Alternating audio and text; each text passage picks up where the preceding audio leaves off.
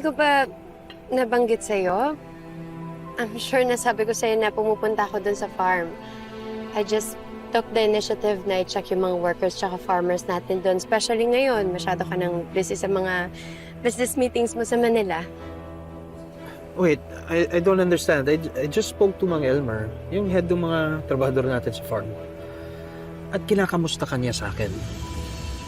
So kung sa farm ka nga pumupunta, ba't hindi alam ni Mang Elmer? Parang ang tagal-tagal ka na niya hindi nakikita. Sigurado bang sa farm ka pumupunta pag wala ka dito sa bahay? Or is there something you're not telling me? Kung hindi ka naniniwala sa akin, you can always come with me dun sa farm. Para alam mo na nagsasabi ako ng totoo. Love, kailan ba ako nagsinungaling sa'yo? I've always been honest with you. Wala na akong sinisikreto sa'yo.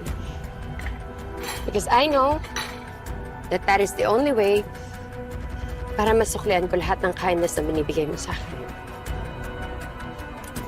Pero imbes na ma-appreciate mo yung pagpapakatotoo ko, it seems like parang pinagdududahan mo pa. Love, I'm sorry. I didn't mean to hurt your feelings. Hindi ko kuni-question ang honesty mo. Klinaklaro ko lang. Huwag ka na umiyak. Please, okay? Ayokong may tampuhan tayo bago ako umalis. Can we just forget about this, please?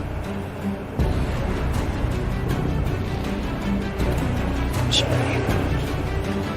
I love you so much, Audrey. I love you too.